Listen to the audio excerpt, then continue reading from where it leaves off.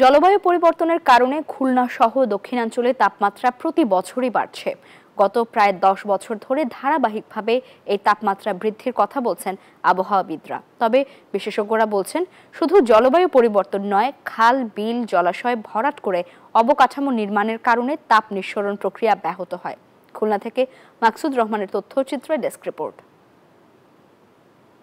তীব্র গরমে বিপর্যস্ত খুলনার জনজীবন। গ্রীষ্মের দাবদাহে বেলা বাড়ার সঙ্গে সঙ্গে বাড়তে থাকে অসহনীয় গরমের তীব্রতা।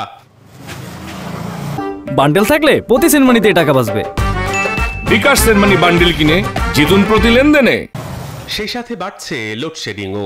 গরমে দিনমজুর, রিক্সা চালক সহ সাধারণ কর্মজীবী মানুষের দুর্ভোগ ভয়াবহভাবে বেড়েছে। প্রচুর গরম, তাপমাত্রা অনেক বেশি, অনেক কষ্ট আছে। বাচ্চা ছেলে ফেলে বাচ্চা নিয়ে অনেক সমস্যা হয়েছে। যখন ভালো লাগতেছে না, তখন গা মাথা ঘুরে আসছে, তারপরেও রিক্সা চালাই। কারণ যাচ্ছে মনে করেন ঘন্টায় ঘন্টায়, আর কারেন্ট গেলে তো আর আসার নামে খবর নেই। গরমে বিদ্যুতের চাহিদা বাড়ার কারণে লোডশেডিং বাড়ছে বলছেন কর্মকর্তারা।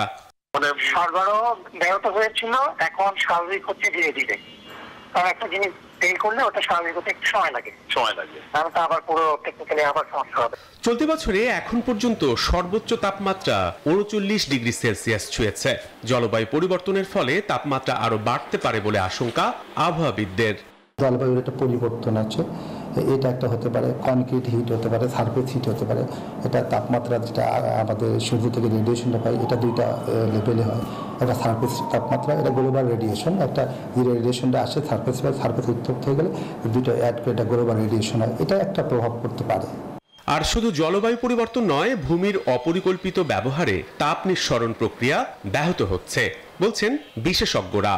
গাছপালার সংখ্যা যদি কমে যায় বা ইভেন একটা আরবানাইজেশনের মধ্যে গাছপালা থাকা দরকার, ওয়াটার বডি থাকা দরকার, সেগুলো না থেকে, যেগুলো মিনিমাইজ করে টেম্পারেচার, সেগুলো না থেকে যদি স্ট্রাকচার হয়, বিল্ডিং হয়, বিল্ডিংয়ের কারণে যেটা হয় টেম্পারেচার এটাতে অ্যাবজর্ব হয়ে আবার এটা রিরেডিয়েট করে রিফ্লেক্টেড হয়ে, সো টেম্পারেচার এমনিতেই বেড়ে যায়। খুলনা আবহাওয়া অফিসের তথ্য মতে 2023 সালে খুলনায় সর্বোচ্চ তাপমাত্রা ছিল 41.3 degree Celsius.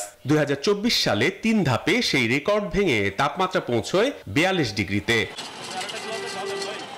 Desk report, news 24।